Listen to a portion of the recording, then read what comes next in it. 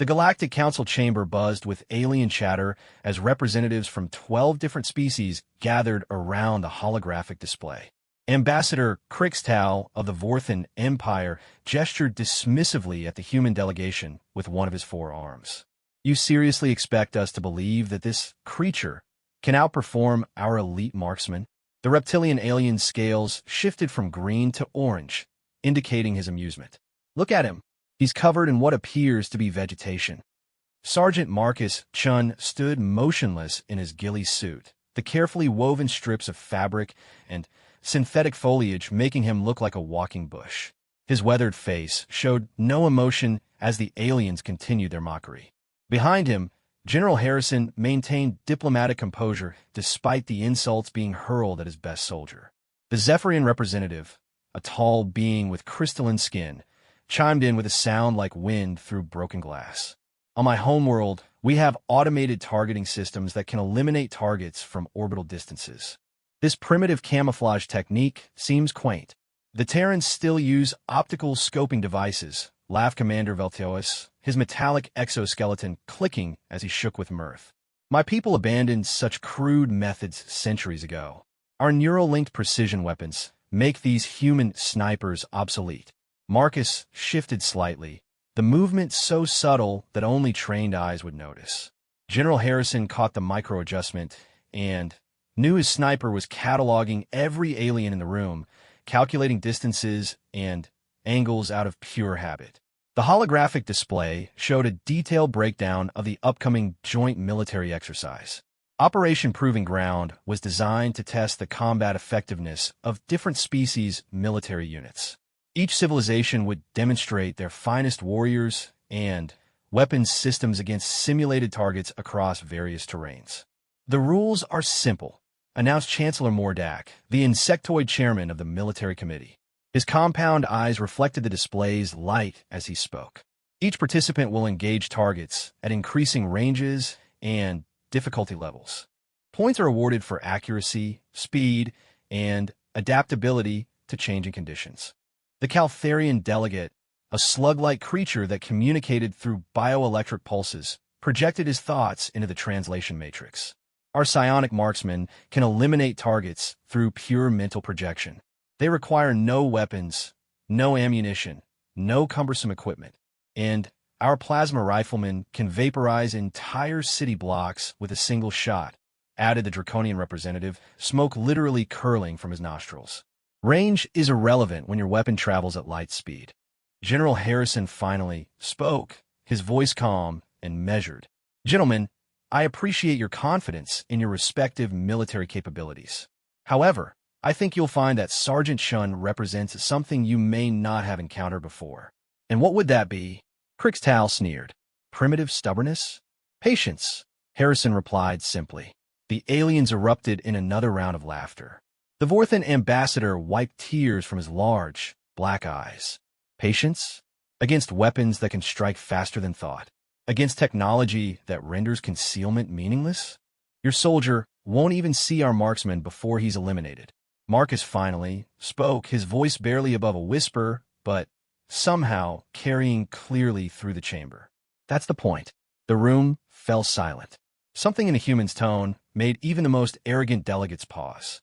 His eyes, the only part of his face clearly visible through his camouflage hood, swept across the assembly with predatory intensity. You see advanced targeting systems. Marcus continued, his words measured and deliberate. Energy weapons that punch through armor like paper. Psionic abilities that bend reality itself. But you've forgotten something important, which is Commander Velteos challenged, his mechanical voice dripping with synthetic disdain. The hunter, Marcus moved with fluid precision, demonstrating the basic positions and movements of his craft. The ghillie suit transformed his human silhouette into something indefinable, breaking up the hard edges and familiar shapes that most targeting systems were programmed to recognize. Your weapons are impressive, he acknowledged, but they all depend on one thing, acquiring the target. You can't hit what you can't see. You can't track what doesn't register as a threat. And you can't kill something that's already inside your defensive perimeter. The Zephyrian representative's crystalline structure flickered with uncertainty. Surely our sensors would detect. Your sensors look for energy signatures, heat patterns, electromagnetic fields, Marcus interrupted. They're designed to spot your enemies, not mine. We learned to kill in a different school. Chancellor Mordak's mandibles clicked nervously. The exercise will take place in 3 standard cycles. Participants should prepare their equipment and select their targets. May the most advanced warrior prove their species' superiority. As the assembly dispersed, aliens chattering excitedly about their certain victory, Marcus remained perfectly still. General Harrison approached his sniper, noting how the man seemed to fade into the background despite being in plain sight. Think they'll learn? Harrison asked quietly. Marcus smiled, a barely visible expression beneath his camouflage face. They're about to get an education in Earth warfare. Some lessons can only be learned the hard way. The first part of their education was about to begin. The proving ground stretched across 50 square kilometers of diverse terrain on the neutral world of Nexus Prime. Rocky outcroppings gave way to dense forests, which transitioned into open grasslands before ending in urban simulation zones. Observation towers dotted the landscape, filled with military analysts and spectators eager to witness the demonstration. Marcus studied the terrain through his scope, a device the aliens considered laughably primitive. The Mark IV optical system had been refined through centuries of human warfare, from the trenches of ancient Earth conflicts to the colonial wars among the outer systems. No power signature, no electronic emissions, no digital fingerprint that enemy sensors could detect. Targets will appear randomly throughout the exercise area, announced the automated system in 12 different languages. Participants have 6 standard hours to eliminate as many targets as possible. Scoring is based on accuracy, difficulty, and confirmation of elimination. The Vorthan marksman team took position on a rocky outcropping, their crystalline rifles gleaming in the alien sun. Their weapons could punch through 3 meters of solid steel, guided by targeting computers that calculated atmospheric density, gravitational variance, and solar wind interference in microseconds. Commander Veltios deployed his squad in the grasslands, their mechanical forms standing proudly in formation. Each warrior's neural implants synchronized with orbital targeting satellites, creating a networked web of destruction that could theoretically eliminate every target simultaneously. The Caltharian psionics gathered in a circle, their bioelectric fields creating a visible aurora around their gathering point. No weapons, no equipment, just pure mental energy focused through millennia of evolutionary development. Marcus simply disappeared. One moment, he stood at the human staging area, the next he was gone. General Harrison smiled as confused murmurs rippled through the observation towers. The aliens' instruments showed no trace of the human sniper's movement. Where did he go? Crixtal demanded, scanning his tactical displays. Our sensors show nothing. He's probably hiding behind a tree, laughed the Draconian representative. Watch how quickly our teams locate and eliminate him. The exercise began with a harmonic tone that resonated across the proving ground. Immediately, holographic targets materialized throughout the terrain, some static, others moving in complex patterns. The alien teams sprang into action with devastating efficiency. The Vorthan rifles spoke with crystalline chimes, each shot precisely calculated and flawlessly executed. Target after target dissolved under their concentrated fire. Their tactical display showed perfect accuracy across ranges that would challenge most species. The mechanical warriors of Veltios's force moved like a synchronized dance, their network targeting systems sharing information instantaneously. When one unit acquired a target, all units could see it. Their plasma weapons left nothing but superheated air and glowing metal where targets had stood. The Caltharian psionics didn't move at all, yet targets throughout their assigned sector began exploding in sequence. Pure thought made manifest, mental energy disrupting the holographic projectors with surgical precision. For the first 2 hours, the alien teams dominated the scoreboards. The Vorthans led with 847 confirmed eliminations, followed closely by the mechanical units at 823 and the psionics at 798. Various other teams filled out the rankings with respectable scores. The human entry showed 0 eliminations. I told you this was embarrassing, Krixtau commented to his aide. The primitive can't even find the targets, much less hit them. In the observation towers, bets were being placed on how long it would take to locate the missing human. Most aliens wagered he had already been eliminated by a stray shot, and his body simply hadn't been found yet. Then the first alien marksman died. Vorthan Sniper Unit 3, positioned on a high ridge with perfect sight lines across 3 kilometers of terrain, simply stopped responding to communications. When his teammates investigated, they found his position empty except for a small hole in the rock where he'd been lying. Equipment malfunction, his squad leader reported. Target must have been transported for repairs. 10 minutes later, Caltharian Psionic 7 collapsed mid-meditation, her bioelectric field flickering out like a dying flame. Her circle broke formation in confusion, trying to determine what had disrupted their mental link. External interference, they reported. Some kind of neural feedback. Commander Velteos lost 3 units in rapid succession. One moment, his tactical display showed all warriors operating at peak efficiency. The next 3 signals simply vanished from his network. No energy discharge, no explosion, no indication of what had caused the disconnection. System glitch, he concluded. Orbital interference with our satellite uplink. By hour 3, the pattern became impossible to ignore. Elite marksmen from every alien team were disappearing one by one, their positions found empty with no sign of struggle. The scoreboards began shifting as the most accurate shooters vanished from the competition. The remaining aliens clustered their forces, abandoning individual positions for group formations. Their advanced sensors swept continuously for any sign of the threat, but detected nothing beyond normal environmental readings. "This is ridiculous," Krixtau snarled, his scales shifting to deep red. "Where are they going? What's eliminating our people?" In the observation towers, the mood had shifted from amusement to unease. Military analysts studied their instruments frantically, trying to understand what was happening on the proving ground. General Harrison maintained his poker face, but internally he felt a surge of pride. Marcus was performing exactly as expected, demonstrating why human snipers had earned their fearsome reputation across the galaxy. The human scoreboard still showed 0 eliminations.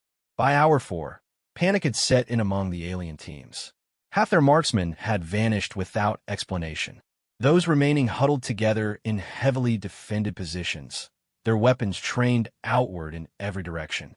The Vorthans had pulled back to a single fortified ridge, their crystal rifles forming overlapping fields of fire. Their sensors showed nothing but empty landscape in every direction. "There!" one of them suddenly called out. Movement in Sector 7. A dozen weapons swiveled toward the indicated position, their targeting computers acquiring and confirming the contact. Crystal beams lanced out in perfect synchronization, vaporizing a small bush that had been swaying in the wind. When the energy dissipated, they saw what had attracted their attention, a few strips of fabric fluttering from the destroyed vegetation. Pieces of a Ghillie suit, deliberately placed to draw their fire. Decoy, the squad leader realized too late. The real Marcus Chun was already among them. The human sniper materialized from terrain that a moment before had appeared completely empty. His movements were economical and precise, each action flowing seamlessly into the next. The alien marksmen, clustered together for mutual protection, had created the perfect target environment for close-quarters engagement. By the time the Vorthans realized their mistake, it was too late. Their weapons, designed for extreme-range precision, were useless at contact distance. Marcus moved through their position like a ghost, eliminating targets with ruthless efficiency before vanishing once again into the landscape. The human scoreboard finally began to move, numbers climbing rapidly as elimination after elimination was confirmed. But these weren't holographic targets. These were the alien marksmen themselves. Commander Velteos watched his tactical display with growing horror as unit after unit went offline. His mechanical warriors, designed to function as a perfect network, were being systematically dismantled by an enemy they couldn't see, couldn't track, and couldn't counter. "Impossible," he muttered through his vocal synthesizer. "Our threat detection algorithms should have identified any hostile presence within a 10-kilometer radius." His remaining units had formed a defensive circle in the center of an open field, their weapons scanning continuously for any sign of movement. Orbital satellites fed real-time imagery directly to their neural implants, creating a perfect sphere of surveillance around their position. Yet somehow, the human continued to eliminate his forces. Unit 47 was the first to fall in the open ground. One moment, the mechanical warrior stood at full operational status. The next, it toppled forward with a small hole punched through its central processing core. The shot had come from impossible range, beyond the theoretical limits of primitive kinetic weapons. Sniper contact. Unit 23 broadcast across the network. Bearing unknown. Range unknown. Weapon signature unknown. The remaining warriors spun in perfect synchronization, their plasma rifles charging to maximum output. They fired in a full circle, superheating the air in every direction and turning sand to glass across hundreds of meters. When the energy dissipated and the air cleared, they found themselves standing in a perfect crater of melted earth. Nothing could have survived that concentrated firepower. Unit 12 fell 3 seconds later. This is tactically impossible, Commander Velteos transmitted to the observation towers. No single combatant could penetrate our defensive formation. Our calculations show a 99.97% probability of detection for any approaching threat. In the command center, General Harrison allowed himself a small smile. "You're calculating wrong," he said quietly into his communicator. "You're looking for an approaching threat. He's already there." The Caltharian psionics fared no better than their mechanical counterparts. Their bioelectric fields, evolved over millions of years to detect the thoughts and intentions of other beings, found nothing but empty consciousness where the human sniper should have been. How can something think of nothing? Psiona Prime 1 projected to her remaining circle members. All living beings generate mental energy. All consciousness leaves psychic traces. Psionic Prime 4 collapsed mid-thought, her bioelectric field flickering out like a candle in a hurricane. The others reached out with their minds, trying to sense what had attacked their sister. They found only silence. He's learned to quiet his thoughts, Psionic Prime 2 realized with growing terror. Somehow, the human has achieved perfect mental stillness. It was an ability their species had considered theoretically possible, but practically impossible. The complete suppression of all mental activity while maintaining full operational awareness. Their ancient text spoke of warrior monks who could achieve such states, but those were legends from their primitive past. Marcus Chun was making their legends reality. The remaining psionics clustered together, combining their bioelectric fields into a single, massive detection web. If the human approached, they would sense him through the disturbance in local energy patterns. They never felt the bullet that ended their exercise. By hour 5, only scattered survivors remained from the alien teams. The Draconian marksmen had retreated to an underground bunker, sealing themselves behind 3 meters of hardened steel. Their thermal sensors showed the surrounding area as completely clear of any heat signatures. Nothing with blood could survive out there without generating detectable thermal output, Squad Leader Pyrax declared, smoke curling from his nostrils. The human must be using some kind of environmental suit. His confidence lasted until the lights went out. In absolute darkness, the Draconians activated their natural heat vision, scanning their sealed bunker for any sign of intrusion. The chamber glowed with their own body heat, but showed no other thermal signatures. The first Draconian died in silence, his heat signature simply fading from their collective vision like a dying ember.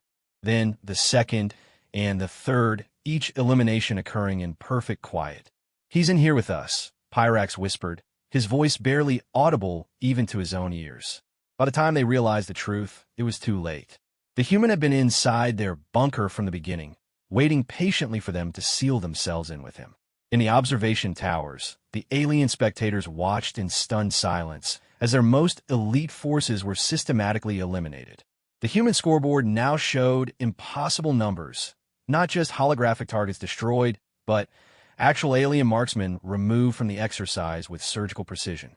How is he doing this? Crixtal demanded, his scales cycling through colors of confusion and fear. Our sensors show no movement, no energy signatures, no indication that anyone is even on the proving ground. Chancellor Mordak's compound eyes reflected the light from multiple displays as he tried to process what he was witnessing. Perhaps we underestimated human capabilities. Capabilities? The Vorthan ambassador snapped. This isn't capability, it's impossibility. No single being could eliminate our combined forces. General Harrison finally decided to enlighten them. You're right, he said, his voice carrying clearly through the observation deck. No single being could do what you're describing. Then Hal Crickstow began. You're not facing a single being, Harrison interrupted. You're facing a human sniper. That's something entirely different. The general gestured toward the display, showing Marcus's impossible statistics. You spent so much time developing advanced technology that you've forgotten what warfare really is. You think bigger weapons, faster targeting, longer ranges, that's evolution. But you've actually regressed. Regressed? Commander Veltios challenged through his synthesizer. You've forgotten the most important lesson of combat, Harrison explained. War isn't about the tools you use. It's about the mind that uses them. Sergeant Shun isn't just carrying a weapon. He's become one. The aliens stared at the displays in growing comprehension. The human wasn't using advanced technology or exotic abilities. He was using patience, positioning, and predatory instincts honed through millennia of evolution and centuries of training. Your marksmen are specialists, Harrison continued. Highly trained, perfectly equipped, tactically sound. But they're still thinking like civilians with weapons. Shun thinks like a predator. He doesn't just shoot targets. The final hour of the exercise arrived with an eerie silence hanging over the proving ground. Where once the landscape had buzzed with alien technology and coordination, now only empty positions remained. In the observation towers, military analysts frantically reviewed sensor data, trying to understand how their most advanced warriors had been eliminated by what they considered primitive human technology. This has to be some kind of mistake, insisted Admiral Kresh of the Centaurian fleet, his metallic carapace reflecting the holographic displays. Our post-combat analysis shows impossible shot angles, ranges beyond kinetic weapon capability, and elimination times that defy tactical logic. General Harrison stood calmly before the gathering of alien commanders, his hands clasped behind his back. Would you like me to explain what actually happened out there? Please. Chancellor Mordak clicked his mandibles nervously. Our combat algorithms cannot process the tactical data. Either your human is using technology far beyond our understanding, or our sensors are completely malfunctioning. Neither, Harrison replied. You're simply seeing human warfare for the first time. The general activated a holographic display showing the proving ground from an orbital perspective. Let me walk you through Sergeant Shen's actual movements during the exercise. The display zoomed in on the human starting position, then began tracking a path that made the alien observers lean forward in confusion. First misconception, Harrison began. You assume Marcus would move to acquire targets like your marksmen do, find a position, set up equipment, begin engagement. But human snipers don't hunt that way. The path showed Marcus moving immediately into the deepest terrain, seeking not elevated shooting positions, but natural concealment routes that avoided all sensor coverage. He spent the first 2 hours doing reconnaissance, Harrison explained. Not looking for holographic targets, but mapping your forces, learning your patrol patterns, your communication schedules, your reaction times. Commander Veltios processed this information through his tactical matrix. Reconnaissance? He was supposed to be engaging targets. He was engaging targets, Harrison smiled grimly. Just not the ones you expected. The display shifted to show the alien positions during Hour 3 when the eliminations began. Your teams made a critical error. You assumed the human would follow the same tactical doctrine as your forces. Long-range precision fire from fixed positions. Admiral Kresh studied the data streams. Our analysis indicates shot ranges of over 8 kilometers. Impossible for primitive kinetic weapons. You're right, Harrison agreed. If he was shooting from 8 kilometers away. But he wasn't. The display revealed Marcus's actual position during the first eliminations. Not kilometers away, but within 50 meters of his targets. Human snipers don't just shoot from a distance. They infiltrate, they stalk, they become part of the environment. The alien commanders stared in disbelief as the tactical display showed Marcus moving through their sensor grids like a ghost, approaching each position with patience that bordered on inhuman. The Vorthan Ridge position. Harrison pointed to a specific timestamp. Your marksmen detected movement at 8 kilometers and engaged what they thought was the sniper. Actually, they were shooting at a decoy Marcus had positioned 3 hours earlier. The display showed the real elimination. Marcus emerging from a position where he'd been lying motionless for over an hour, less than 10 meters from the alien shooters. Impossible, Krixtal whispered, his scales shifting to deep purple. Our thermal sensors would have detected his body heat. Not if he'd been there long enough for his body temperature to match the surrounding environment, Harrison explained. Human snipers trained to control their metabolic rate, reduce heat output, and remain motionless for extended periods. The Caltharian delegate projected confusion through the translation matrix. Our psionics should have sensed his mental activity at that range. Only if he was thinking, Harrison replied. Marcus spent years learning meditative techniques that allow him to operate on pure instinct while maintaining complete mental silence. No thoughts to detect, no consciousness to track. The display continued its devastating revelation of each elimination. The mechanical warriors who had trusted their network's sensors, never realizing Marcus was already inside their defensive perimeter when they established it. The Draconians who had sealed themselves into what they thought was a secure bunker, not knowing the human had infiltrated it hours before their arrival. Each elimination followed the same pattern, Harrison demonstrated. Marcus positioned himself in advance, sometimes waiting hours for the perfect moment. When opportunity presented itself, he struck once and vanished. Chancellor Mordak's compound eyes focused on a particular data point. These elimination times, some show simultaneous removals from positions kilometers apart. Different technique, Harrison explained. Marcus didn't personally eliminate every target. He set traps, created diversions, manipulated your forces into eliminating each other. The display showed a brilliant example. Marcus firing a single shot that missed its intended target, but struck a power coupling in a draconian weapon. The resulting explosion had eliminated 3 nearby aliens and caused their teammates to assume they were under attack from that direction. Psychological warfare, the general continued. By hour 4, your remaining forces were so focused on finding the human sniper that they were shooting at shadows, wasting ammunition, and revealing their positions to counter sniper fire. Admiral Kresh's analytical processors struggled with the implications. This suggests human tactical doctrine prioritizes stealth and psychological manipulation over direct confrontation. When facing superior numbers and technology, yes, Harrison confirmed. Humans learned long ago that the biggest gun doesn't always win. Sometimes the smartest hunter does. The display showed the final hour, with Marcus systematically eliminating the last scattered survivors. Each engagement followed the same pattern: patient stalking, perfect positioning, and elimination before the target even knew they were being hunted. The Zephyrian Tower position was particularly instructive, Harrison noted. Your crystal skins thought their optical refraction made them invisible. But Marcus wasn't hunting what he could see. He was hunting what he could hear. The tactical data revealed Marcus tracking the aliens through their own breathing patterns and micro-movements, skills developed through centuries of human hunters learning to track prey that was naturally superior in every way except intelligence. This is... Commander Veltios paused, processing concepts his tactical matrix couldn't quantify. This is not warfare as we understand it. No, Harrison agreed. This is warfare as humans understand it.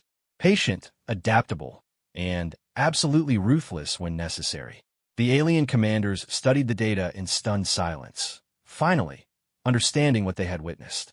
Their advanced technology, their superior physical capabilities, their exotic abilities, none of it had mattered against an enemy who fought by entirely different rules.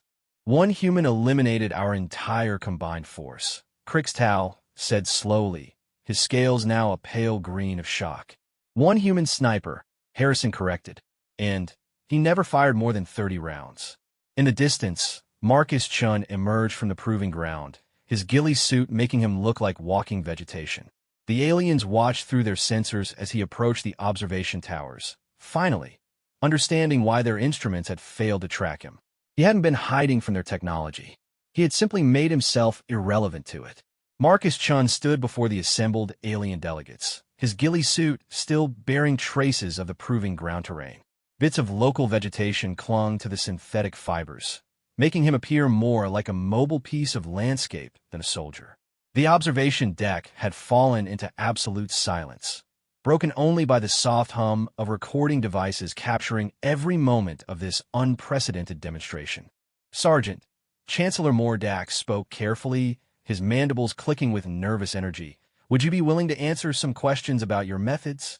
Marcus nodded once, a barely perceptible movement beneath his camouflaged hood. Yes, sir. Commander Veltoas stepped forward, his mechanical form towering over the human. Our tactical analysis indicates you eliminated 47 enemy combatants using only 28 rounds of ammunition. How is such efficiency possible with primitive kinetic weapons? Every shot had a purpose, Marcus replied, his voice calm and measured. Some eliminated targets directly. Others created chaos, forced movement, revealed positions. A few weren't meant to kill at all, just to communicate. Communicate. Admiral Kresh's metallic carapace shifted as he processed this concept. Weapons fire as communication. Fear is a language, Marcus explained. Uncertainty is a weapon. When your forces started disappearing, they changed their behavior. Clustered together, fired at shadows, made noise. Each reaction gave me more information to work with. The Caltharian delegate projected curiosity through the translation matrix. Our psionics detected no hostile intent until moments before elimination. How did you suppress your mental signature? Marcus was quiet for a long moment, considering how to explain concepts that had no alien equivalent. In human martial tradition, we have a saying, be like water, flow around obstacles instead of fighting them directly. Your psionics were looking for aggressive thoughts, hostile intentions. I gave them none. But you were actively hunting our people, Krixtal protested, his scales flickering between confusion and admiration. No, Marcus corrected gently. I was simply existing in the same space as your people. When the moment was right, action became inevitable. Like a stone falling when released, no anger, no hostility, just natural consequence. General Harrison watched the exchange with professional pride. Marcus was demonstrating not just his combat skills, but the philosophical foundation that made human snipers so effective against technologically superior opponents. This raises significant strategic implications, noted Admiral Kresh, his analytical processors working frantically. If human snipers can neutralize our most advanced forces with such primitive equipment.